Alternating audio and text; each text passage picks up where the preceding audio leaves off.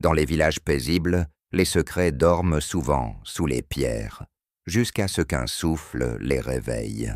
Ce soir, un cri venu d'une maison oubliée va troubler la mer, les fleurs et les consciences.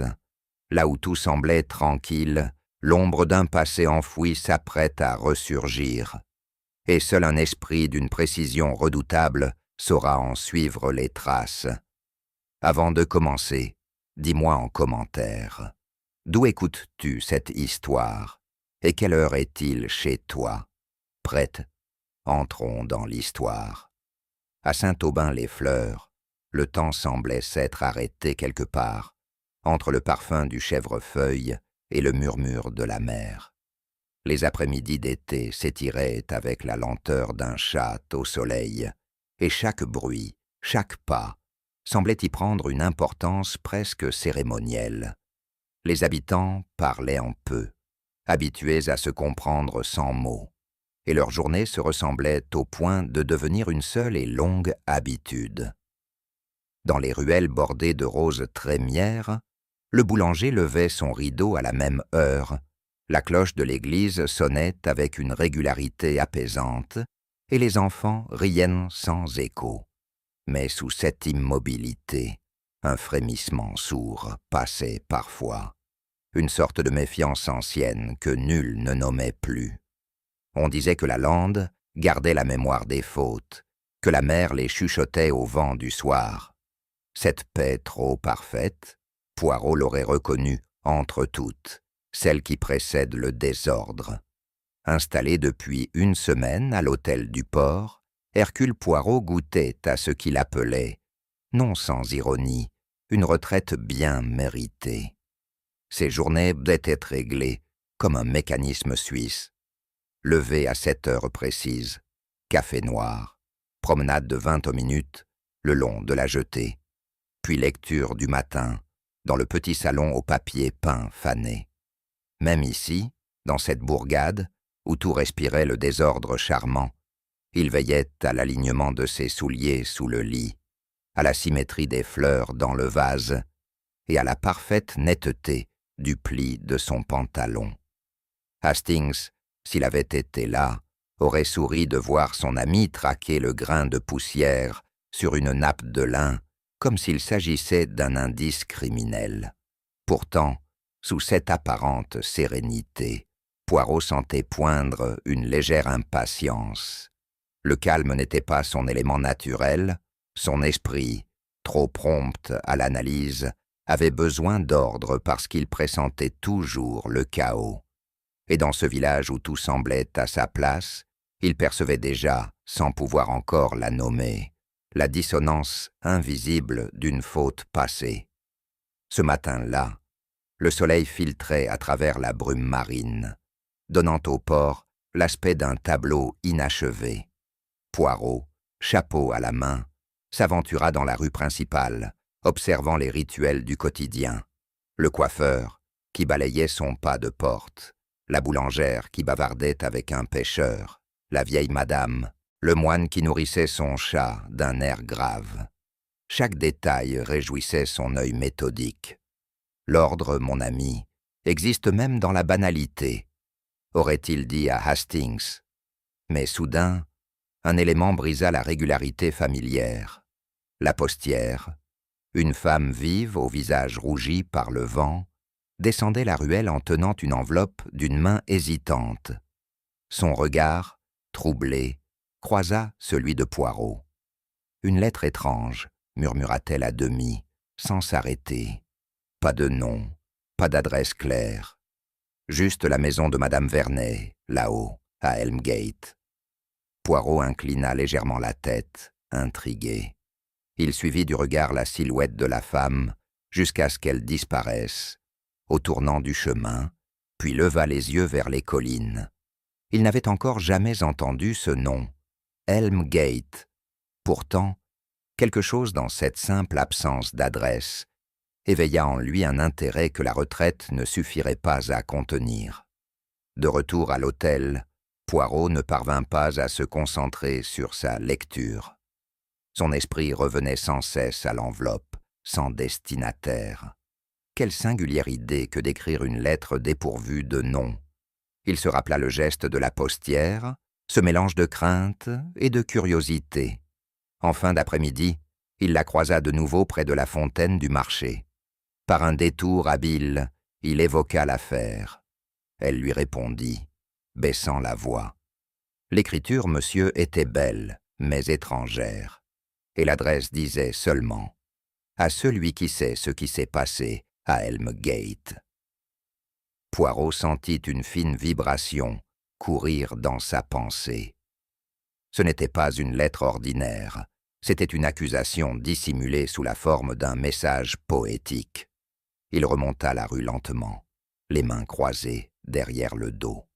Une phrase tournait dans son esprit. « À celui qui sait ». Qui donc savait? Et de quoi? Devant l'hôtel, il s'arrêta. À travers la brume, sur la colline, se devinait une demeure entourée d'arbres aux silhouettes hautaines.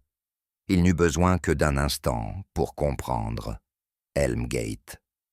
Eh bien, se dit-il doucement, les vacances d'Hercule Poirot sont terminées avant même d'avoir commencé. Ses yeux brillaient de cette lueur tranquille que Hastings redoutait, celle de l'esprit en chasse. Helmgate se tenait à l'écart du village, presque dissimulé derrière un rideau d'orme dont les branches s'entremêlaient comme des doigts protecteurs. On disait que la maison appartenait à madame Béatrice Vernet, veuve d'un industriel retiré du monde depuis la mort de son mari. Nul ne la voyait jamais descendre au bourg. Seule sa nièce, une jeune artiste de Paris, venait parfois lui rendre visite. Les villageois parlaient d'elle avec une crainte respectueuse. Certains affirmaient qu'elle avait des fantômes dans sa maison. D'autres, plus pratiques, disaient seulement que la solitude finit toujours par rendre les âmes étranges. Poirot contempla longuement la propriété depuis le chemin. Le portail de fer, orné de motifs floraux rouillés, semblait sceller plus qu'un domaine, un secret. Les ormes, immobiles, semblaient veiller. Il y avait là une beauté mélancolique qui lui fit penser à une conscience trop chargée pour s'alléger. « Une maison, murmura-t-il, peut porter les souvenirs aussi fidèlement qu'un cœur. » La soirée tomba d'un seul coup, comme si le soleil s'était effacé derrière un rideau invisible. Dans le petit salon de l'hôtel, Poirot prenait son thé, savourant la régularité du geste, lorsqu'un son inattendu fendit la quiétude. Un cri. Ce n'était pas le cri d'un enfant ou d'une querelle passagère, mais celui, bref, aigu, irrévocable, d'une peur absolue. Tous les clients se figèrent. Poirot posa calmement sa tasse, le regard tourné vers la fenêtre. Le son venait de la colline, de la direction d'Helmgate. Une seconde d'un silence oppressant suivit, puis les murmures montèrent. Une femme, sûrement. Chez madame Vernet. Poirot se leva, rajusta sa cravate et prit son chapeau. Rien dans son visage n'exprimait l'agitation. Seule une gravité froide y passa, comme si tout s'était mis en ordre autour d'un événement qu'il attendait sans le savoir. Dehors, la brise du soir fit bruire les ormes. Le village, suspendu tout le jour dans sa tranquillité, semblait soudain s'y respirer plus vite. Et Poirot, avançant vers la colline, pensa avec une étrange certitude que la lettre sans nom venait de trouver sa réponse, et que la vérité, désormais, ne dormirait plus à Helmgate. L'aube se leva sur Saint-Aubin-les-Fleurs, avec une lenteur inhabituelle, comme si la lumière hésitait à pénétrer un lieu troublé.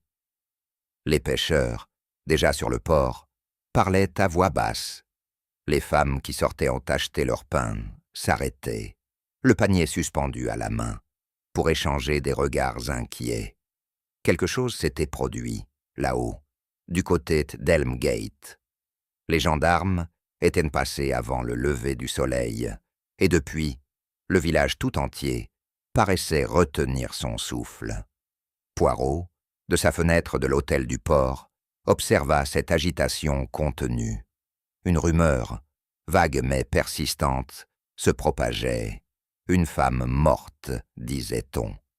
Le nom de Madame Vernet revenait de bouche en bouche, accompagné de gestes superstitieux. À mesure que le jour avançait, la petite route menant à la propriété se peuplait de silhouettes curieuses. L'équilibre parfait de la veille avait disparu. À sa place, un désordre moral s'installait, ce tremblement silencieux que Poirot connaissait trop bien, celui qui annonce qu'un secret vient de se rompre. Alors, avec la précision d'un homme reprenant son rôle naturel, il ajusta sa cravate, prit son chapeau et murmura « Une mort, mon ami, n'est jamais banale. Même dans un village où rien ne change, la vérité finit toujours par frapper à la porte. » Quand Poirot atteignit Elmgate, la grille m'était entr'ouverte et un gendarme montait la garde, mal à l'aise dans ce décor trop calme. Le chemin menant au jardin portait la trace d'une agitation récente, des empreintes, des pétales froissés, un chapeau oublié sur la pierre. Sous les ormes, un petit attroupement d'hommes se dispersa à son approche. Madame Béatrice Vernet reposait là, à demi allongée dans l'herbe. Son visage, d'une pâleur presque noble, semblait ne pas connaître la douleur. Seule sa main droite, dénuée de gants, retenait un fragment de papier. L'autre gant gisait à quelques pas, comme arraché dans un geste d'instinct. Poirot se pencha légèrement. Il aperçut sur l'herbe le reste de la lettre, une moitié déchirée, au bord noirci, dont l'écriture demeurait élégante, malgré les traces d'humidité. Il nota aussi la position du corps, l'inclinaison du bras, et surtout cette paix trop étudiée qui trahissait la mise en scène. Le vent remuait doucement les branches au-dessus d'elle. Le silence du lieu n'était pas celui du deuil, mais celui du mensonge. Poirot, les mains croisées derrière le dos, songea que la mort, ici, n'avait pas surpris sa victime. Elle l'avait attendue. Un pas lourd résonna sur les dalles du perron. L'inspecteur Girard, large d'épaules et de moustaches, entra dans le jardin avec l'assurance d'un homme sûr de son métier. Son uniforme impeccablement boutonné contrastait avec son ton brusque. « Une crise cardiaque », déclara-t-il aussitôt. La dame était malade depuis longtemps, paraît-il. Poirot s'inclina légèrement, sans répondre. Girard le regarda avec une curiosité mêlée d'ironie. « Vous êtes au bien le détective belge, n'est-ce pas? Eh bien ici, nous faisons simple. Pas de théories étrangères. » Poirot esquissa un sourire courtois. Il observa en silence la montre de l'inspecteur, le mouchoir qu'il utilisait pour essuyer la sueur de son front. Des détails qu'il classait déjà dans son esprit méthodique. Pendant que Girard interrogeait brièvement les domestiques, Poirot se promena autour du corps, les yeux mi-clos. Il remarqua un pli léger dans la jupe de la défunte, un fil détaché à la manche et l'étrange position du chapeau tombé dans la rosée. Quand l'inspecteur annonça d'un ton satisfait « Rien de suspect », Poirot, très doucement, répliqua « Ah, mais si, mon cher monsieur Girard, le désordre, quand il est si bien ordonné, devient justement la plus grande des anomalies. Le salon d'Elmgate avait gardé la fraîcheur des maisons, où la solitude s'est installée depuis trop longtemps. 3 personnes s'y trouvaient, chacune habitée d'une émotion trop maîtrisée pour être naturelle. Claire Vernet, la nièce, se tenait droite, le regard perdu vers la fenêtre. Sa pâleur n'était pas celle du choc, mais celle d'une fatigue ancienne. Ses mains, jointes sur ses genoux, tremblaient imperceptiblement.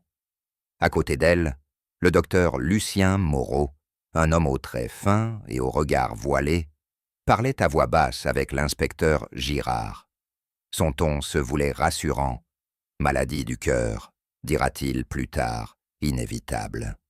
Pourtant, ses yeux évitaient ceux de Claire. Henri Lefebvre, le majordome, se tenait en retrait, les doigts tordant nerveusement le mouchoir, qu'il ne cessait de plier et de déplier. Sa dévotion semblait presque pathologique. Il pleurait non pas la maîtresse, mais la fin de sa propre raison d'être. Poirot, observant la scène, sentit cette vibration particulière qu'il appelait le désaccord moral. Quand plusieurs vérités se contredisent sans encore s'affronter. Il s'approcha de Claire. « Votre tante craignait-elle quelque chose, mademoiselle ?» Elle hésita. Un éclair de peur passa dans ses yeux avant qu'elle ne réponde. Elle disait parfois que le passé ne dort jamais tout à fait. Poirot inclina la tête. Cette phrase suffisait à troubler le fragile équilibre du deuil. Tandis que Girard rédigeait ses notes et que le docteur Moreau prenait congé, Poirot demanda la permission d'examiner le bureau.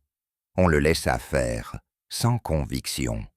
Dans la cheminée, il trouva les restes encore tièdes d'une feuille de papier partiellement consumée. Le bord portait les traces d'une écriture féminine, mais il n'en subsistait que quelques mots, vérité, plus tard, silence. Il dégagea les fragments avec son canif et les rangea précautionneusement dans un mouchoir. Sur la cheminée, l'horloge s'était arrêtée à 8h47. Aucun des habitants ne put dire quand elle s'était arrêtée, et Poirot, fronçant les sourcils, nota ce détail d'un air songeur. En se penchant vers le sol, il remarqua une fine traînée de fleurs écrasées. Des pétales d'orme, rares à cette saison, allant de la véranda au jardin. « Le hasard, murmura-t-il, n'est jamais si précis. » Derrière lui, Lefebvre l'observait en silence, les lèvres serrées, comme si chaque mouvement du détective lui arrachait un souvenir qu'il aurait voulu taire. Le soir tombait, quand Poirot quitta la maison. La brume montait du rivage et enveloppait les ormes d'une lumière laiteuse. Seul dans l'allée, il rassembla les fils épars de la journée. Une femme avait reçu une lettre qui éveillait le souvenir d'un passé caché. Elle avait voulu y répondre, et cette intention même avait suffi à sceller son destin. Poirot revoyait la moitié déchirée, les mots brûlés dans la cheminée, la montre arrêtée sur un moment choisi. Rien ne criait le meurtre, et pourtant tout murmurait la contrainte. Il murmura pour lui-même, d'une voix presque tendre. Elle a voulu répondre, mais on ne l'a pas permis. Un dernier regard vers les fenêtres sombres d'Elmgate confirma ce qu'il savait déjà. La mort, ici, n'était pas venue seule. Elle s'était faite complice d'un silence plus ancien. Et, tandis que la nuit enveloppait la demeure, Poirot sentit cette certitude froide et limpide. Le vrai drame ne venait pas de ce qui s'était passé aujourd'hui, mais de ce que personne n'avait jamais osé dire. Le lendemain matin, Saint-Aubin-les-Fleurs semblait recouvert d'un voile de prudence.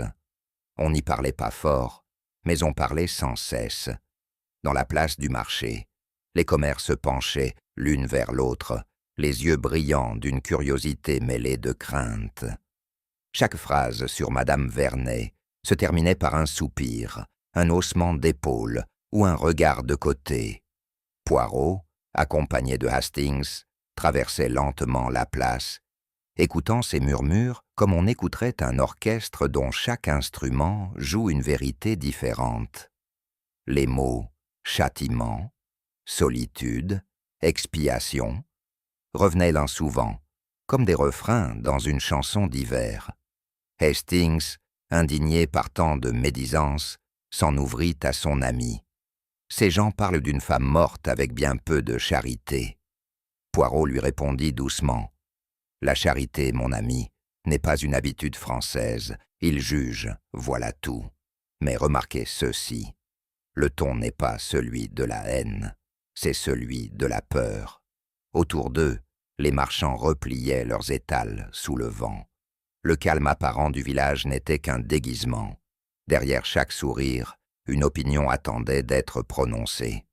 Poirot savait déjà que dans ce lieu tranquille, les souvenirs avaient des racines plus profondes que les ormes eux-mêmes. En interrogeant avec sa politesse coutumière le pharmacien, la boulangère et le curé, Poirot apprit que la réputation de Madame Vernet n'avait jamais été tout à fait lavée. 20 ans plus tôt, pendant l'occupation de la Rure, elle avait été soupçonnée d'avoir livré un ami français, un certain capitaine Bourdin, aux autorités allemandes. Aucun procès n'avait suivi, faute de preuves, mais le doute, lui, avait survécu. Elle a payé son silence, dit le curé avec tristesse.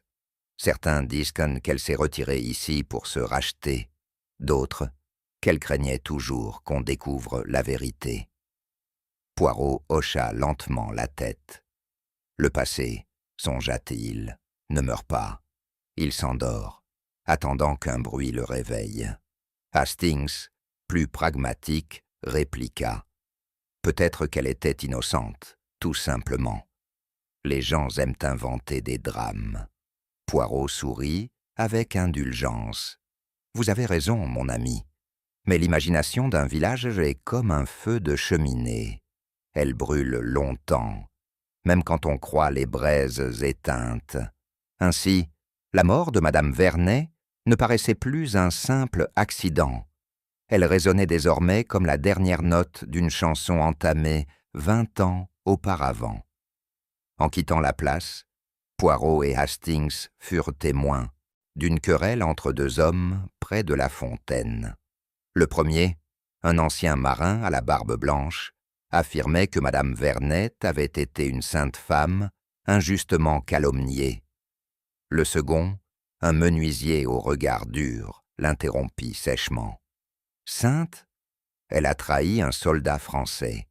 Mon père le connaissait. Les voix montèrent. La colère couvrit les mots. Poirot n'intervint pas. Il écoutait, observant la posture, la sincérité des visages, le poids de l'émotion, plus que son contenu. Quand enfin le silence revint, il murmura à Hastings. « Voyez-vous, mon ami, il n'y a pas seulement deux camps, il y a deux vérités, celle du souvenir et celle de la conscience. Et souvent, elles ne se rencontrent jamais. Le village, pensa-t-il, était comme une plaie mal refermée. Chaque habitant portait une opinion qui saignait encore. Dans cette division, Poirot entrevit la clé du mystère. La mort de Madame Vernet n'était pas seulement un drame individuel, mais la conclusion d'une rancune collective. Au loin, les cloches sonnèrent midi. Le vent apporta le bruissement des ormes, et Poirot, songeur, se dit que même les arbres semblaient murmurer des accusations que le temps n'avait pas effacées. L'après-midi, Poirot proposa à Hastings de retourner à Elmgate.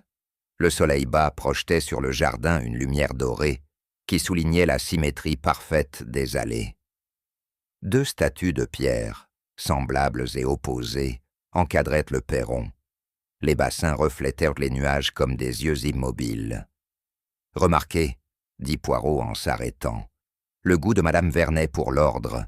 Ici, rien n'est laissé au hasard. Et pourtant, l'équilibre parfait cache toujours une dissonance. » Hastings, perplexe, observa les buissons taillés avec une précision militaire.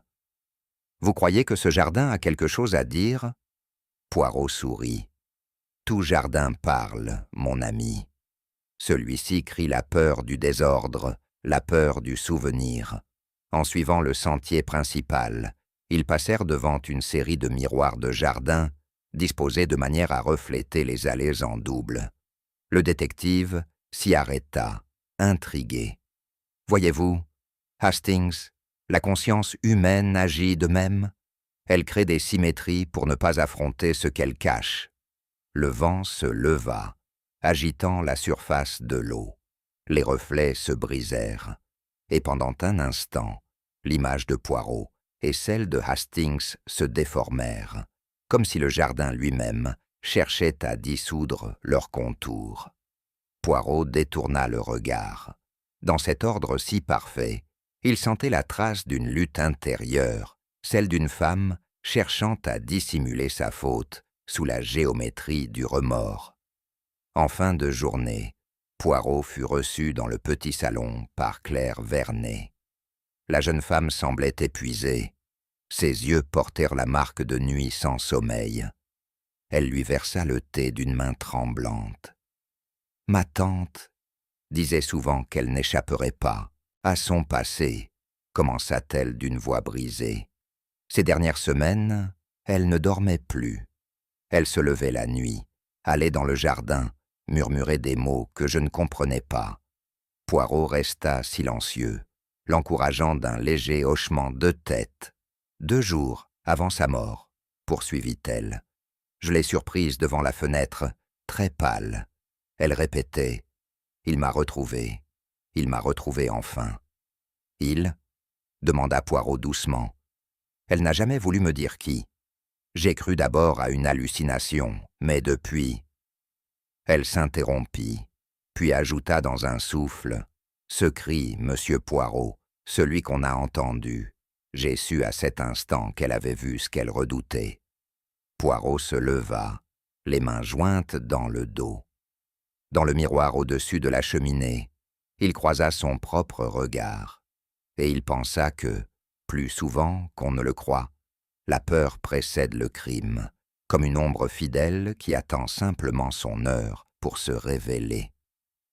Au crépuscule, le petit salon de l'hôtel du port se transforma sous la main méticuleuse de Poirot. Il déplaça les chaises d'un geste précis, ajusta la lampe afin que la lumière tombât de biais sur la table, et fit disposer 3 tasses de porcelaine, identiques, à égale distance. Ce rituel, aux yeux d'autrui insignifiant, répondait pour lui à une nécessité de méthode. La vérité humaine exigeait la symétrie, tout comme le mensonge s'épanouit dans le désordre.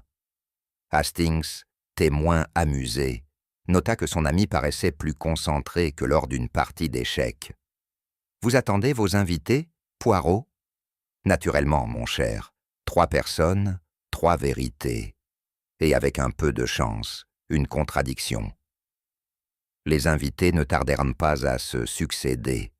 Le vent soufflait dehors, agitant les stores. À l'intérieur, le détective semblait diriger une partition silencieuse, où chaque mot serait une note, chaque regard, une dissonance. Il ne s'agissait plus de poser des questions, mais de permettre aux âmes de se trahir par leur propre rythme.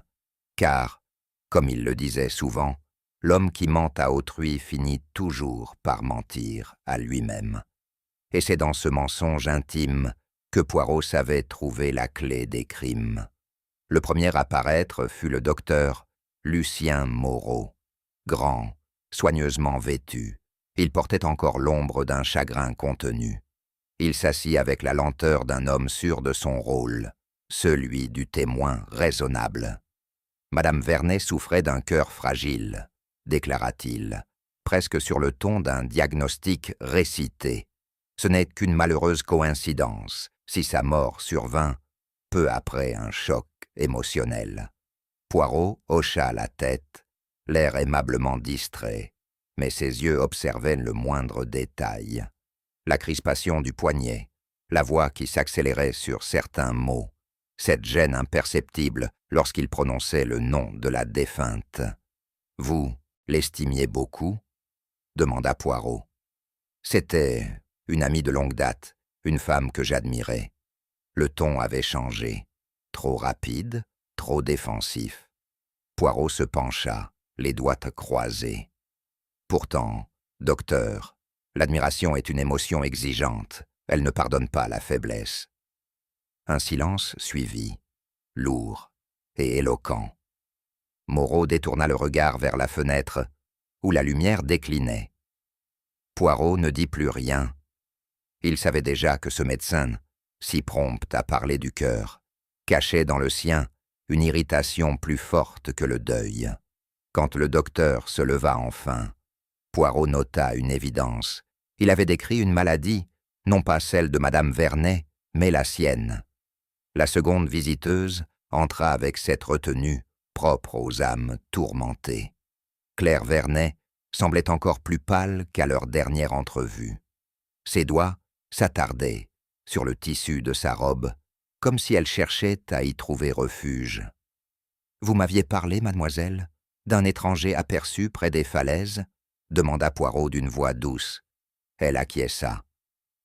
C'était 3 jours avant sa mort. Il se tenait là, immobile, regardant la mer. Il ne bougeait pas, ne parlait pas. J'ai eu l'impression qu'il attendait quelque chose. Ou quelqu'un, peut-être. Elle hésita. Oui, peut-être. Mais je n'ai pas osé en parler à ma tante. Elle aurait eu peur. Poirot la considéra avec une bienveillance qui n'excluait pas l'analyse. Cette peur qu'elle projetait sur sa tante semblait lui appartenir davantage. « Vous avez remarqué son visage ?» Non, il portait un chapeau. Je ne voyais que sa silhouette contre le ciel. Un tremblement parcourut ses mains. Poirot l'observa sans un mot, comprenant que la jeune femme se débattait entre la mémoire et l'imagination. Quand elle quitta le salon, Hastings murmura « Vous la croyez, Poirot ?»« Je crois, mon ami, que la peur rend les femmes sincères, mais jamais exactes. » Le dernier invité entra sans qu'on eût à l'annoncer. Henri Lefebvre, le vieux régisseur, portait encore sa livrée sombre, comme s'il refusait d'abandonner son rôle même après la mort de sa maîtresse. Sa raideur, presque militaire, trahissait un orgueil blessé. « Vous désirez m'interroger, monsieur Poirot ?» demanda-t-il d'une voix contenue. « M'entretenir plutôt. Je cherche à comprendre ce que représentait pour vous Madame Vernet. » « Elle représentait tout, » répondit-il avec une brusquerie qui surprit même Hastings. « Tout ce que j'avais de digne dans ma vie. » Poirot inclina la tête. « Et pourtant, vous craignez que la vérité la déshonore, n'est-ce pas ?» Le regard de Lefebvre s'assombrit. « Aucun étranger n'est entré à Helmgate, je vous le garantis. J'aurais vu le moindre intrus. »« Vraiment ?» dit Poirot avec un calme étudié. « Et les traces de boue sur vos bottines, d'où viennent-elles » Lefebvre baissa les yeux, confus, puis répondit d'un ton éteint. « J'ai cherché la clé du cellier hier soir. Il pleuvait. Une explication trop rapide, trop prête. » Poirot n'insista pas. Il nota seulement la crispation du menton, le tic nerveux de la paupière. Quand Lefebvre s'en alla, Poirot murmura « Cet homme aime trop l'ordre, mon ami. » Et lorsqu'un homme adore l'ordre, il finit toujours par dissimuler un désastre qu'il ne peut supporter. La soirée s'étira, lourde de réflexions silencieuses. Poirot demeurait assis, le regard fixé sur les tasses refroidies. « Ce ne sont pas des criminels, » dit-il enfin, « ce sont des coupables. » Hastings leva les sourcils. « Quelle différence, Poirot ? Ah, mon cher, un criminel agit, le coupable, lui, pense seulement. Mais il pense avec tant d'intensité qu'il finit par créer sa propre faute. » Il se leva, fit quelques pas mesurés. « Le docteur Moreau est la faiblesse qu'il prétend comprendre. Mademoiselle Claire redoute la vérité qu'elle croit avoir devinée. Quant à Lefebvre, il aime sa maîtresse d'une manière que la morale ne saurait bénir. 3 âmes enfermées dans leur propre ombre. » Hastings demeura songeur. « Vous croyez qu'aucun d'eux n'a tué ? Peut-être que si, peut-être que non. Mais il existe des meurtres de l'esprit, Hastings, plus subtils, encore que ceux du corps. Une parole tue, un silence aussi. » Poirot prit une inspiration lente. « Ce soir, j'ai vu 3 visages traversés du même sentiment. La peur d'être découvert pour une faute qu'ils n'ont pas commise, ou pas encore. Et cela, mon ami, c'est la plus dangereuse des contradictions. » Alors que Lefebvre quittait le salon, Un léger bruissement se fit entendre. Quelque chose tomba de son carnet, une fleur, délicatement aplatie entre deux pages. Poirot se pencha, la ramassa du bout des doigts. « Une violette » dit Hastings avec étonnement. « En octobre ?» Poirot l'examina longuement. « C'est une fleur qui aime les secrets, mon ami. Elle survit mieux quand on la cache. » Il rangea la violette dans un mouchoir. Le parfum, faible mais persistant, éveilla en lui une impression mélancolique. Il pensa à Madame Vernet, à cette maison où l'ordre dissimulait la faute comme la nappe cache la tache. L'homme qui garde une fleur morte garde aussi un souvenir vivant, murmura-t-il. Et le souvenir, lorsqu'il s'obstine, devient souvent une preuve. Dehors, la pluie s'était remise à tomber. Poirot, immobile, écouta le martèlement régulier sur les vitres, la musique de l'attente. La nuit était avancée lorsque Poirot regagna sa chambre. Hastings l'y suivit, encore troublé par l'entretien. « Vous croyez toujours qu'il s'agit d'un meurtre ?» demanda-t-il. « Mon cher Hastings, il ne s'agit pas d'y croire, mais de savoir quand l'ordre se rompt. » En rangeant sa canne sur le porte-parapluie, Hastings remarqua quelque chose glisser dans le bois creux du pommeau. Il l'en retira avec précaution. C'était une moitié de lettre pliée plusieurs fois. Poirot s'en empara aussitôt. « Mais regardez donc, murmura-t-il, la même écriture, le même papier, la moitié manquante du message mystérieux. » Il observa attentivement la pliure. Des traces récentes de doigts y paraissaient encore, une légère odeur d'encre. « Quelqu'un a voulu me faire croire qu'il possédait la clé, dit-il, mais il a commis une erreur, subtile mais fatale. » « Quelle erreur, Poirot ? » « Celle de manipuler l'ordre du monde, mon ami. Lorsqu'on déplace un objet dans le domaine d'Hercule Poirot, on déplace aussi le mensonge lui-même. Et le mensonge, un jour ou l'autre, revient à sa place. » Un sourire presque imperceptible éclaira son visage. La partie, désormais, était réellement commencée. La nuit était tombée sur Saint-Aubin-les-Fleurs, et le vent du large faisait frémir les volets de la chambre de Poirot. Sur la table, soigneusement dégagée, il avait disposé les morceaux rescapés de la lettre brûlée. À la manière d'un chirurgien, il en ajustait chaque fragment, observant les bords calcinés avec la concentration d'un homme pour qui le désordre équivaut au mensonge. Les papiers dégageaient encore une légère odeur de suie, le parfum d'une vérité que quelqu'un avait voulu anéantir. Hastings, assis dans un coin, le regardait sans comprendre comment ce travail de patience pouvait mener à quoi que ce fût. « Mon cher, » murmura Poirot sans lever les yeux, « c'est dans les cendres que l'on trouve les plus petites preuves, car elles ont échappé à la peur. » Il replaça une dernière pièce, redressa la lampe, et un léger sourire effleura ses lèvres. La symétrie revenait enfin. Les mots, à demi visibles, reprenaient forme. Hastings s'approcha, fasciné par l'ordre retrouvé. « Vous croyez vraiment qu'on peut lire encore ce qui a été détruit ?»« Toujours, » répondit Poirot doucement, « car il n'est pas de secret si bien brûlé que la conscience de l'homme ne laisse une trace. » Peu à peu, les mots prirent sens. L'écriture, fine et régulière, révélait une main féminine, mais d'une assurance troublante. Poirot lut à voix basse. « À celui qui sait ce qui s'est passé à Helmgate, la vérité sera dite quand tomberont les feuilles des ormes. » Il répéta lentement la phrase, savourant sa cadence presque poétique.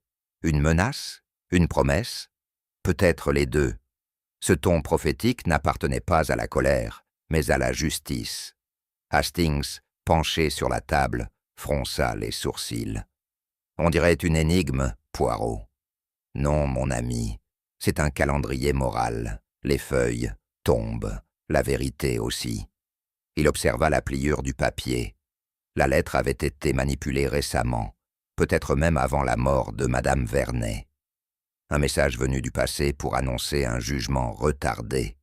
Poirot ferma les yeux un instant. Dans cette formule simple, il entendait déjà l'écho d'un drame ancien, trop longtemps contenu. La mort de Madame Vernet n'était pas une fin, c'était une réponse. Il rangea les fragments avec précaution, les enferma dans une enveloppe neuve.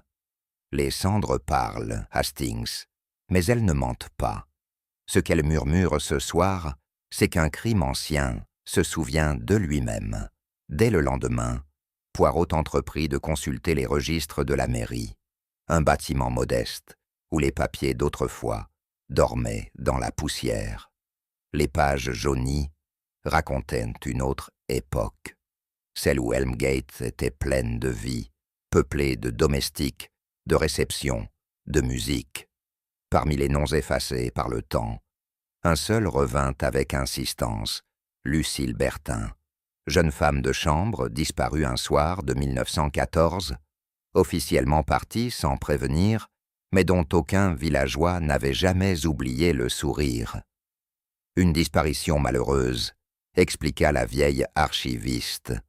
On disait qu'elle avait pris le train pour Paris, mais certains prétendaient qu'elle n'était jamais arrivée. Poirot la remercia et poursuivit ses questions au café du port. Là, les anciens parlèrent à voix basse. Il valait mieux ne pas chercher, monsieur. Madame Vernet n'aimait pas qu'on évoque cette fille.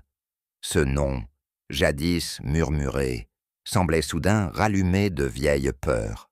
Hastings remarqua « Vous pensez que cette Lucille pourrait être liée à la lettre ?» Poirot sourit tristement. « Mon ami, dans les petites vies effacées, on trouve souvent les racines des grands silences. Une femme oubliée, un secret enterré. Voilà le commencement d'un crime qui n'a jamais cessé de respirer. » De retour à l'hôtel, Poirot se mit à reconstituer Elmgate, non pas en pierre, mais sur le papier. D'après les récits de Claire, de Lefebvre et du docteur Moreau, il traça les pièces, les couloirs, les escaliers. Bientôt, 3 plans prirent forme. Similaires dans l'ensemble, mais étrangement divergents dans le détail. Dans la version de Claire, le couloir du rez-de-chaussée menait directement à la bibliothèque. Chez Lefebvre, il contournait le petit salon. Quant au docteur, il jurait qu'un passage donnait sur la véranda. Poirot fronça les sourcils. 3 souvenirs, 3 vérités. Mais aucune ne coïncidait. Une maison, Hastings, est comme une conscience. Lorsqu'on en modifie le souvenir, c'est qu'on cherche à en effacer une pièce. Il relut ses croquis, nota les contradictions. À chaque angle où un couloir changeait, il plaçait un point rouge, la trace d'une peur. Ils n'ont pas oublié la disposition, dit-il pensivement. Ils ont choisi de la tordre. Il comprit alors que la géographie d'Elmgate cachait plus qu'un simple oubli. Elle avait été redessinée par la culpabilité. Le passé, pensa-t-il, avait bâti un labyrinthe moral dans les murs de la maison. Et, quelque part, au détour d'un souvenir, gisait encore la vérité, bien dissimulée, mais immobile, comme une chambre verrouillée depuis 20 ans. Sur le bureau de sa chambre, Poirot posa le croquis de la maison à côté de l'horloge arrêtée, qu'il avait fait porter à l'hôtel pour examen. L'aiguille marquait obstinément 8h47. Girard y voyait un détail insignifiant. Poirot, une énigme. Il s'informa auprès des pêcheurs sur les marées locales. L'un d'eux, un vieil homme au regard bleu comme la mer, répondit « À 8h45, monsieur, la mer se retire ici. À 9h, elle revient. C'est le moment où tout se retourne. » Poirot demeura pensif. L'heure de la marée correspondait exactement à celle de l'horloge brisée. « Ainsi donc, murmura-t-il, la nature elle-même a marqué le temps du secret. » Ce symbole le fascinait. La mer, avec sa patience, recouvrait puis révélait, dissimulait puis offrait à nouveau, tout comme la vérité. Il nota soigneusement 8h47, le moment où le silence devient mouvement. Hastings, observant son ami, déclara « Vous cherchez la logique dans les vagues, Poirot. Non, mon cher, je cherche le rythme du remords. Il obéit aux mêmes lois que la mer. Il revient toujours. » Et dans ce retour, Poirot pressentait déjà que quelque chose, enfoui sous les ormes, allait refaire surface. Le soir même, un enfant du village frappa timidement à la porte de l'hôtel. Dans ses mains terreuses, il tenait un petit objet d'argent couvert de mousse. « Je l'ai trouvé, monsieur, près des grands arbres, » dit-il. Poirot prit le médaillon et l'essuya délicatement. Sous la fine couche d'oxydation apparurent des initiales gravées, LB, Lucille Bertin. Le silence s'étira. Poirot ferma les doigts, sur le bijou comme sur une prière. « Où exactement ?» demanda-t-il. « Là où les racines sortent de terre, près du banc. » L'enfant s'en alla, laissant derrière lui la trace de ses pas humides. Hastings s'approcha, le cœur battant. « C'est une preuve, cette fois. » Poirot hocha lentement la tête. « Non, mon ami, c'est une mémoire, une preuve d'or dans le présent. Une mémoire, elle, remonte du passé quand le monde est prêt à l'entendre. » Il posa le médaillon sur la table, à côté des fragments de la lettre. Deux témoins d'un même secret, séparés par 20 ans de silence. « Voyez-vous, Hastings, dit-il avec gravité, le passé est comme une graine, on croit l'avoir enterrée, mais un jour, il perce la terre, obstiné, pour réclamer sa lumière. Et cette lumière, désormais, ne tardera plus à venir. » Le lendemain, Saint-Aubin-les-Fleurs se tut comme une maison après une querelle. L'air du soir portait une tension presque électrique. Même les volets semblaient hésiter à se fermer, comme si les murs du village pressentaient la vérité à venir. À l'hôtel du port, Poirot demeurait pensif, assis face à la fenêtre ouverte. Le vent faisait frémir les rideaux, apportant avec lui l'odeur du sel et des feuilles d'orme. Hastings, qui feuilletait distraitement un journal, osa rompre le silence. « Vous êtes bien mystérieux, Poirot. Depuis hier, vous n'avez presque rien dit. Chut, mon ami. Il faut laisser aux mensonges le temps de se fatiguer. Ce soir, ils parleront d'eux-mêmes. » Il ajusta sa cravate, puis rangea quelques notes écrites de sa main. Sa précision, même dans les gestes les plus simples, semblait annoncer une cérémonie. Chaque mot, chaque regard, chaque silence de la journée, écoulée, avait construit un édifice fragile qu'il s'apprêtait à ébranler. Hastings observa les fenêtres du village en contrebas. Derrière certaines, une silhouette, une ombre immobile. « C'est étrange, » murmura-t-il. « On dirait que chaque fenêtre écoute. » Poirot hocha lentement la tête. « Oui, Hastings, ce village a des oreilles, et ce soir, il entendra ce qu'il a voulu taire pendant 20 ans. » Le docteur Moreau fut le premier convoqué. Il entra dans le salon de l'hôtel avec cette réserve polie qu'adoptent les hommes conscients de leur propre façade. Poirot l'accueillit avec un sourire aimable et un geste vers le fauteuil. « Vous m'avez demandé de venir, monsieur Poirot. Je suppose que c'est encore à propos de Madame Vernet. »« Oui, » répondit doucement le détective. « Vous l'avez soignée, vous l'avez connue, peut-être même aimée. » Un bref silence tomba. Moreau pinça les lèvres, chercha refuge dans un ton médical. C'était une femme fragile, trop attachée aux apparences, incapable d'affronter ses fautes. « Et vous, docteur, l'avez-vous jugée ou pardonnée ?» Le regard du médecin se troubla. Il parla d'abord lentement, puis plus vivement. « Je l'ai admirée, puis méprisée. Elle m'inspirait une pitié que je haïssais. Sa faiblesse m'a rendu lâche à mon tour. Poirot observait chaque mot tomber comme une pierre dans le silence. Le remords, murmura-t-il, peut parfois dissimuler la vengeance. Moreau tressaillit, puis se leva brusquement. « Vous me suspectez, monsieur Poirot ?»« Je ne suspecte jamais, docteur. »« J'écoute.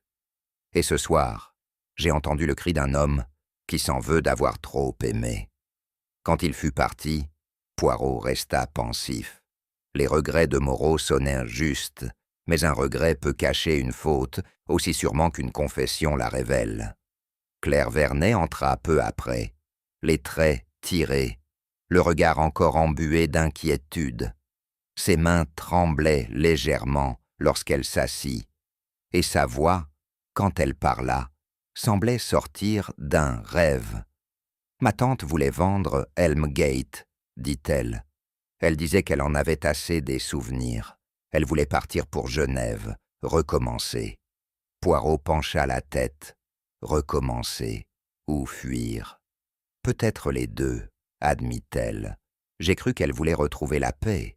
Mais depuis sa mort, je me demande si elle ne cherchait pas seulement à échapper à quelqu'un. » Un silence. Poirot posa ses mains sur la table, les doigts croisés. « Vous l'aimiez beaucoup ?»« Oui et non. Elle m'a élevé, mais elle m'a aussi enfermé dans sa peur. » Elle s'interrompit, puis reprit d'une voix plus basse. « Depuis que vous enquêtez, monsieur Poirot, j'ai compris que je ne pleure pas seulement sa mort. Je pleure ce que j'ai hérité d'elle, la solitude, le soupçon, l'idée que le passé finit toujours par revenir. » Poirot hocha lentement la tête, les yeux baissés. « Vous êtes par le bien plus lucide que vous ne croyez, mademoiselle, car la peur est le seul bien que certains lèguent avec soin. » Henri Lefebvre entra à son tour, tiré à 4 épingles, la mâchoire contractée. Sa voix, lorsqu'il salua Poirot, tremblait d'un respect forcé. « Vous vouliez me parler, monsieur ?»« Oui, Lefebvre, de votre maîtresse. Vous l'aimiez profondément, n'est-ce pas ?» L'homme redressa la tête. « Je la servais, monsieur? Elle était ma raison d'exister.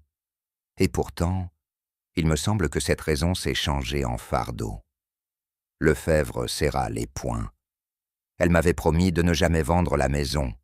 Tout ce que j'ai fait, je l'ai fait pour la protéger. » Même contre elle-même, le domestique demeura muet. Ses lèvres tremblaient, ses yeux s'emplirent d'un éclat d'orgueil blessé. Poirot poursuivit, plus bas. « L'amour qui se croit devoir devient servitude, mon ami.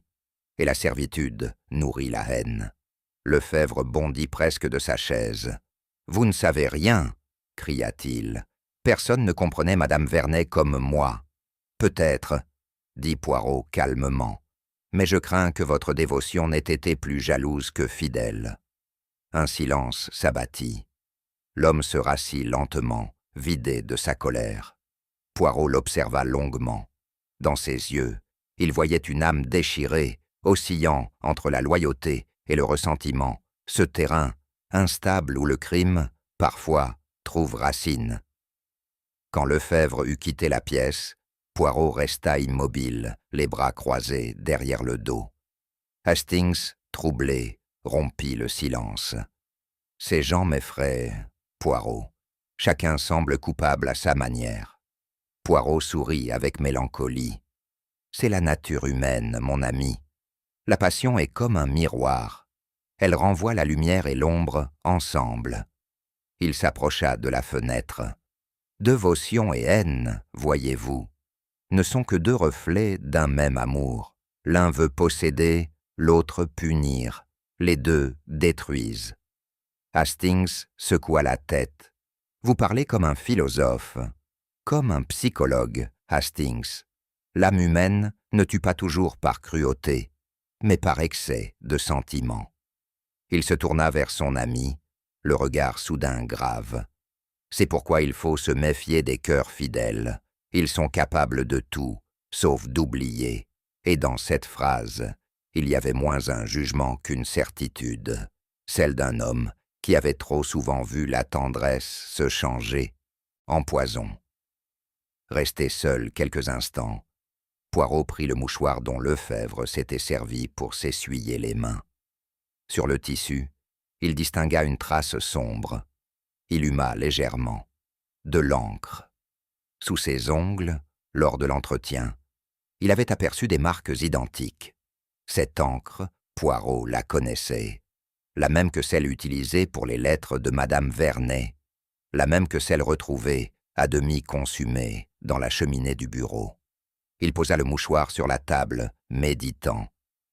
Le mensonge, murmura-t-il, finit toujours par laisser une tache. Hastings entra à ce moment, curieux. « Vous avez trouvé quelque chose ?»« Oui, mon ami. L'homme qui voulait effacer la vérité l'a signé de sa propre main. » Il s'assit, joignit les doigts. L'encre, voyez-vous, est la mémoire de la pensée. Et celle-ci a écrit plus qu'une lettre. Elle a tracé une confession. Poirot ferma les yeux. Il voyait déjà, dans son esprit ordonné, la dernière pièce du puzzle se mettre en place. L'heure approchait, l'heure où les ormes eux-mêmes devraient entendre ce que les hommes avaient eu. Le lendemain, à l'aube, Poirot se rendit à Elmgate. Les arbres frémissaient sous le vent matinal. Il observa un instant les grandes branches qui s'inclinaient vers la terre, comme si elles portèrent le poids d'un secret trop lourd. Hastings, qui le suivait, osa demander « Vous allez les confronter, tous ?»« Oui, mon ami, il est temps. » Les ormes ont assez attendu. Il écrivit 3 invitations de sa main nette et précise, les scella et les remit à un domestique du village. « Demain, à 17 heures, chacun d'eux viendra ici, dit-il. Nous ne parlerons pas de crime, mais de vérité. » Hastings le regarda avec une curiosité mêlée d'inquiétude. Et si la vérité tue une seconde fois? Poirot haussa doucement les épaules. Alors, ce ne sera pas la première fois que la justice humaine arrive trop tard. Sous les ormes, le vent se fit plus fort. Poirot leva les yeux vers les feuilles tremblantes et murmura « Oui, mes amis, demain vous entendrez ce que vous avez si longtemps gardé. » Et dans sa voix, il n'y avait ni colère, ni triomphe, mais la fatigue tranquille d'un homme qui sait que la vérité, enfin, va parler. Le soir descendait, sur Saint-Aubin-les-Fleurs, avec une lenteur d'église. L'air semblait attendre quelque chose, un mot, un aveu, un dernier souffle. Sous les ormes d'Elmgate, Hercule Poirot avait convoqué ceux que le destin liait à cette maison maudite, le docteur Moreau, Claire Vernet, Henri Lefebvre. Aucun d'eux n'avait osé refuser. Les branches hautes frémissaient à peine. Un silence épais s'était installé, comme si la nature elle-même retenait son jugement. Hastings, en retrait, observait la scène avec cette angoisse contenue qui précède les grandes révélations. Poirot se tenait debout, le chapeau à la main, son visage calme et presque doux. « Mes amis, dit-il, ce soir nous ne parlons pas de crime, mais de vérité. Elle est plus ancienne, plus patiente, et parfois plus cruelle. » Lefebvre se raidit. Moreau détourna le regard. Claire joignit les mains. « Vous croyez que cette maison garde le silence ?» poursuivit Poirot. Mais non. Les murs, les arbres, la terre, tout écoute. Et maintenant, tout va parler. Une brise souleva les feuilles, tombées à leurs pieds. Poirot leva lentement les yeux vers les ormes, puis ajouta d'une voix basse « Il est temps que les morts soient enfin entendus. » Des chaises avaient été disposées en demi-cercle devant la véranda. Rien d'imposant, rien d'artificiel. Un simple ordre voulu par Poirot, qui ne laissait jamais rien au hasard. Aux yeux de Hastings, la disposition rappelait à la fois un tribunal et une cérémonie. Les visages, éclairés par la lueur du soir, paraissaient déjà appartenir à un autre temps. Poirot, lui, avançait lentement, ses gestes précis, comme ceux d'un prêtre officiant une messe silencieuse. « Nous allons évoquer, dit-il, des faits anciens. Mais souvenez-vous, le passé ne meurt jamais, il se déplace seulement. Son regard se posa sur chacun d'eux, tour à tour. Le docteur Moreau gardait le menton haut, mais ses mains trahissaient une tension nerveuse. Claire fixait le sol, étranglée par l'appréhension. Lefebvre, immobile, semblait attendre un châtiment plus qu'une explication. Poirot poursuivit, d'une voix ferme, mais dénuée de colère. Ce que nous allons dire ce soir, c'est la vérité des cœurs, pas celle des tribunaux, car il est des fautes que la loi ignore, mais que la conscience punit sans relâche. Un souffle de vent passa dans les branches, et Hastings sentit le froid remonter le long de sa nuque. L'atmosphère était celle d'une séance d'outre-tombe. Les vivants écoutèrent, mais c'étaient les morts qui allaient parler. Poirot prit une inspiration lente, puis commença le récit avec la précision d'un homme qui pèse chaque mot. 20 ans auparavant, dit-il, vivait ici une jeune domestique, Lucille Bertin, une fille douce, discrète et enceinte. Un murmure parcourut le petit groupe. Lefebvre ferma les yeux, comme s'il venait de recevoir un coup. Le père de l'enfant, poursuivit Poirot, sans hausser la voix, n'était autre que vous, monsieur Lefebvre. Votre maîtresse, madame Vernet, découvrit la vérité. Mais au lieu de chercher la justice, elle choisit le silence. Elle craignait le scandale, la honte, les regards du village. Claire porta une main à sa bouche. Moreau détourna le visage, l'air bouleversé. Une nuit, reprit Poirot, Lucille vint supplier madame Vernet de ne pas la renvoyer. Les deux femmes s'affrontèrent. Il y eut des paroles violentes, un geste malheureux, et la mort tomba, rapide, absurde. Poirot marqua une pause. Alors, Lefebvre, dans un élan d'amour ou de folie, les deux sont souvent frères, décida d'ensevelir le corps. Il ne voulait pas détruire la réputation de celle qu'il servait. Et madame Vernet, désormais complice, porta ce fardeau jusqu'à sa propre tombe. Le silence qui suivit était d'une densité presque physique. Poirot ajouta doucement, « Depuis ce jour, cette maison respire la peur. » Et cette lettre arrivée récemment n'était que la voix du passé, celle d'un enfant cherchant la vérité sur sa mère. Le vent s'éleva, et les feuilles tourbillonnèrent autour d'eux comme une procession funèbre. Poirot parla plus bas, mais chaque syllabe semblait résonner entre les troncs sombres. Vous avez cru, Lefebvre, que l'amour vous donnait le droit de cacher la mort.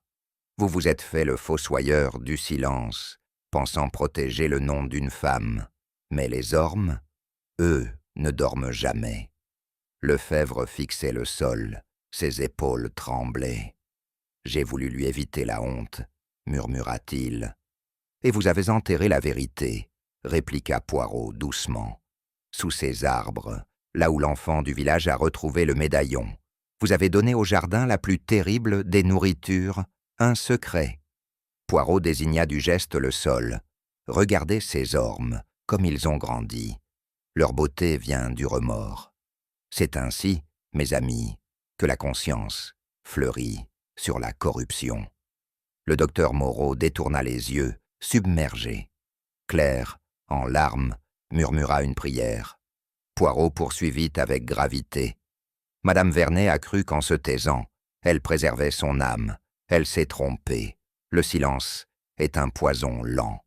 Et quand la lettre est arrivée, rappelant ce passé qu'elle avait voulu ensevelir, son cœur n'a pas supporté le poids de la vérité. Il se tut enfin, laissant le vent reprendre la parole. Sous les ormes, on aurait juré entendre un soupir, celui de la terre, rendant à la lumière ce qu'on lui avait confié trop longtemps. Un murmure parcourut le cercle, tandis que Poirot reprenait la parole, d'une voix plus douce, presque paternelle. La lettre, mes amis, celle qui a tant troublé votre paix, ne venait pas d'un inconnu. Elle venait du fils de Lucille Bertin, Un frisson d'incrédulité secoua Claire. Le docteur Moreau baissa la tête. Lefebvre, lui, eut un mouvement de recul. « Oui, » reprit Poirot calmement. Cet enfant qu'on croyait perdu a grandi sous un autre nom, élevé par des mains étrangères. Il n'a pas cherché la vengeance. Il voulait seulement que le silence prenne fin, que la mémoire de sa mère soit rendue à la lumière. Il fit une pause, son regard se perdant vers les falaises au loin. Vous l'avez tous aperçu sans le reconnaître. Cet homme qui se tenait près des rochers, regardant la mer, il n'espionnait personne. Il attendait seulement que le vent porte justice à ceux qu'on avait fait taire. Lefebvre porta la main à sa poitrine. Un son rauque s'échappa de sa gorge. « C'était lui », murmura-t-il. Il me fixait comme un juge. Poirot acquiesça gravement. « Non, monsieur Lefebvre, pas un juge, un témoin. Le témoin qu'aucune tombe ne peut retenir éternellement. Car la vérité, voyez-vous, a ses enfants. Et ils reviennent toujours, tôt ou tard. » Le silence s'épaissit. Poirot demeurait debout, les mains croisées, le regard attentif à ne rien troubler du moment. « Madame Vernet, dit-il lentement, n'a pas été assassinée. Elle est morte d'avoir compris. » Claire leva les yeux, stupéfaite. « Vous voulez dire ?» ?»« Son cœur, » répondit Poirot, « n'a pas cédé sous la peur, mais sous le choc d'une vérité qu'elle redoutait depuis 20 ans. Quand Lefebvre, accablé de remords, lui avoua qu'il avait enterré Lucile, elle vit son propre crime se dresser devant elle, non celui d'avoir tué, mais celui d'avoir accepté le mensonge. Il se tut, puis ajouta d'une voix plus basse. Ce soir-là, elle avait voulu écrire. Elle voulait répondre à la lettre, avouer, réparer. Mais le poids de sa conscience l'a frappé plus sûrement qu'un poignard. Son cœur, trop las pour supporter le miroir de sa faute, s'est arrêté. Poirot regarda autour de lui. Aucun des visages n'osa soutenir le sien. « C'est ainsi que meurent les âmes coupables, » poursuivit-il doucement. « Non dans le sang, mais dans le silence de leur propre justice. » La nuit semblait s'être refermée sur ces mots. Le vent, seul, respirait encore, comme pour effacer les dernières traces d'un mensonge devenu inutile. Lefebvre, livide, chancela. Ses yeux fixaient Poirot, avec un mélange de haine et de supplication. « Vous ne pouvez pas comprendre, » murmura-t-il. « Je l'aimais. Je ne voulais pas qu'elle souffre. » Poirot s'approcha lentement. « Vous l'aimiez trop pour la trahir, et pourtant vous l'avez condamnée à vivre dans la peur. Voilà, monsieur Lefebvre, la tragédie des dévotions sans mesure. » Lefebvre secoua la tête, désespéré. Ses doigts s'accrochèrent à la chaîne de sa montre de poche, ce vieux talisman qu'il ne quittait jamais. C'était pour elle, toujours pour elle. Poirot observa le mouvement des mains tremblantes. « Cette montre, dit-il avec douceur, ne marquait-elle pas l'heure à laquelle vous veniez lui annoncer que tout allait bien ?» Lefebvre hocha faiblement la tête. « Chaque jour, à la même heure. » Puis brusquement, il l'ouvrit. À l'intérieur, un petit compartiment dissimulait un flacon minuscule. Hastings fit un pas, mais Poirot l'arrêta d'un geste. « Laissez-le, » murmura-t-il. « Il achève ce qu'il a commencé. » Lefebvre porta le flacon à ses lèvres. Son regard se fixa sur Poirot, puis sur les ormes qui se balançaient dans le vent. « Pardonnez-moi, elle m'attend. » Il s'effondra doucement sur l'herbe. La montre glissa de sa main. Son tic-tac s'arrêta net, comme si le temps lui-même, satisfait, cessait enfin de compter. Poirot ferma les yeux. « La vérité, » dit-il gravement, « n'a pas besoin de punir. Elle se suffit à elle-même. » Le vent s'éleva, emportant les dernières paroles comme des prières inachevées. Les feuilles d'orme dorées et fragiles se détachaient une à une, tombant lentement sur la pelouse. Leur glissement doux avait quelque chose d'un verdict apaisé. Hastings, bouleversé, murmura. Tout cela était donc inévitable. Poirot resta silencieux un instant, les mains croisées derrière le dos. Inévitable, oui, répondit-il enfin, car il arrive toujours un moment où la nature rend ce qu'on lui a volé. Il regarda le corps immobile de Lefebvre, puis les visages figés de Claire et du docteur Moreau. Ainsi se ferme le cercle, dit-il. Une femme a caché un crime, un homme l'a scellé de son amour, et un fils est revenu pour réclamer la vérité. Le vent redoubla, dispersant les feuilles autour d'eux.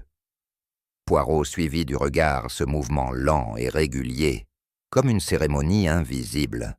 « Voyez-vous, mon ami, » ajouta-t-il en se tournant vers Hastings, « la vérité revient toujours, inlassable, avec la chute de chaque feuille. » Il resta ainsi un long moment, pensif, tandis que le jardin s'apaisait. Puis d'une voix à peine audible, il murmura « Et parfois, Hastings, elle ne juge pas pour condamner, mais simplement pour rappeler à l'homme qu'il ne peut jamais enterrer son âme aussi profondément qu'il enterre ses secrets. » L'aube se leva sur Saint-Aubin-les-Fleurs, dans une lumière pâle et hésitante. Le village, d'ordinaire si prompt à s'agiter dès les premières heures, semblait s'être figé dans une sorte de recueillement. La rumeur de la veille, trop lourde pour les langues, n'osait plus franchir les seuils. À Elmgate, les gendarmes se tenaient dans un silence mesuré. L'inspecteur Girard, visage fermé, dirigeait les recherches avec une sobriété inhabituelle. Dans la terre humide, sous les ormes dépouillés, on creusait lentement. Chaque pelleté semblait rendre hommage à ce qu'on avait caché trop longtemps. Poirot, resté à distance, observait sans un mot. Ses mains, croisées sur sa canne, trahissaient une lassitude plus morale que physique. Hastings, près de lui, tenta une phrase que le vent emporta aussitôt. Le petit détective fixait la maison, dont les volets à demi clos semblaient hésiter entre honte et délivrance. « C'est fini, » murmura Hastings. Poirot répondit doucement. « Non, mon ami, rien n'est jamais fini. La vérité dort, parfois, mais elle ne meurt pas. » Et le soleil, timide, se leva enfin sur Elmgate, non comme un triomphe, mais comme une lueur indulgente sur un champ d'aveux. Ce matin-là, dans le bureau de Lefebvre, tout respirait l'ordre qu'il avait toujours voulu imposer à sa vie. Les objets étaient disposés avec cette rigueur presque militaire qui trahissait sa nature. Chaque plume alignée, chaque papier plié avec soin. Au centre du bureau, une lettre soigneusement adressée à Hercule Poirot. Girard la remit au détective sans un mot. Poirot l'ouvrit avec lenteur et lut à voix basse « Monsieur Poirot, vous avez rendu à ce lieu ce qu'il avait perdu, l'ordre. La faute n'était plus un remords, mais une habitude. Vous l'avez rompue. Recevez ma gratitude et que le silence, enfin, repose. Aucune fioriture, aucune plainte. » La plume de Lefebvre, droite et calme, semblait déjà écrite depuis l'au-delà. Poirot referma la lettre avec précaution, comme on ferme les paupières d'un mourant. Il avait le sens du devoir, dit-il à mi-voix. Même dans le désespoir, il a voulu ranger sa culpabilité. Hastings, ému, observa le bureau, où tout semblait encore respirer sa présence. « Et pourtant, » ajouta Poirot, « ce n'était pas la justice qui l'a tué, c'est la logique de son propre cœur. Il a voulu mettre fin à un désordre que seul l'amour avait créé. Puis, lentement, il glissa la lettre dans sa poche, comme on garde une leçon difficile. Dans l'après-midi, Claire Vernet revint à Elmgate. Les ormes se tenaient toujours droits, mais leurs branches nues semblaient porter le deuil du passé. Elle marcha longtemps dans le jardin. suivant les allées encore marquées par le pas des gendarmes. Le vent soulevait par moments une feuille oubliée, fragile, comme une mémoire réticente. Poirot l'observait à distance, sans intervenir. « Vous reviendrez vivre ici » demanda-t-il doucement lorsqu'elle s'approcha. « Oui, » répondit-elle, « mais autrement. Je ferai abattre ces arbres, et j'en planterai d'autres, pas des ormes. Ils meurent de leur propre tristesse. » Poirot inclina la tête. « C'est une sage décision. Les racines de la douleur ne donnent jamais de fruits. » Elle sourit faiblement. « Peut-être planterai-je des pommiers, quelque chose qui fleurisse chaque printemps. » Voilà, mademoiselle, ce qu'on appelle le courage. Offrir au passé une place dans la terre, mais non dans l'avenir. Claire hocha la tête, puis s'éloigna lentement vers la maison. Hastings murmura. « Vous croyez qu'elle oubliera ?»« Non, » répondit Poirot. « Mais elle apprendra à se souvenir autrement. Et cela, mon ami, c'est déjà une forme de justice. » Le soir, à l'hôtel du port, Poirot et Hastings prirent le thé dans le salon silencieux. Le crépitement du feu se mêlait au bruissement du vent dehors. « J'avoue, » dit Hastings, « que cette affaire m'a laissé un goût amer. Aucun coupable à condamner, aucune victoire à célébrer, seulement des cœurs brisés. » Poirot hocha la tête. « Vous voyez, mon ami, il existe deux justices, celle des hommes qui punit et celle du cœur qui se souvient. Et laquelle a triomphé ici? Aucune, elles se sont simplement rencontrées. » Il remua lentement son thé avant d'ajouter. « La confession, Hastings, est une étrange chose. Elle lave ce que la loi ignore. L'homme qui parle s'allège, mais celui qui écoute porte le poids à sa place. » Hastings le regarda avec une affection inquiète. « Et vous, Poirot, portez-vous ce poids ?» Un léger sourire passa sur les lèvres du détective. « Naturellement, mon ami, c'est mon métier, et peut-être ma malédiction. » Il leva les yeux vers la fenêtre. « Le cœur, voyez-vous, est toujours son propre tribunal. Il absout quand la raison condamne, et condamne quand la loi se tait. Dehors, le vent faisait frissonner les volets. » Hastings songea que Poirot, sous son calme impeccable, comprenait trop bien les crimes invisibles. Avant de se retirer pour la nuit, Poirot posa sur la table le fragment du mystérieux message retrouvé dans la canne. Cette demi-feuille que le feu n'avait pas consumée. Il la contempla longuement. Les lettres noircies formaient encore ces mots. « À celui qui sait ce qui s'est passé à Elm Gate. » Il la plia soigneusement, puis la glissa dans son portefeuille. « Étrange, » dit-il à Hastings. « Chaque affaire laisse derrière elle quelque chose d'inachevé. Une demi-vérité, une demi-erreur. C'est la part humaine du mystère. » Hastings sourit tristement. « Vous voulez dire que même la justice reste imparfaite? » « Non, Hastings, elle est complète, mais nous ne le sommes pas. » Poirot fit une pause, son regard perdu dans le feu. « La vérité est un cercle parfait, mais l'homme n'en voit jamais qu'un arc. Cette moitié de l'être me rappellera que le reste appartient à Dieu. » Il ferma son portefeuille avec douceur. « L'ordre, mon ami, n'est pas la perfection. C'est simplement l'effort de la chercher. » La nuit s'étendait à nouveau sur Saint-Aubin-les-Fleurs. Le vent s'était apaisé, et la mer, au loin, reprenait son murmure régulier.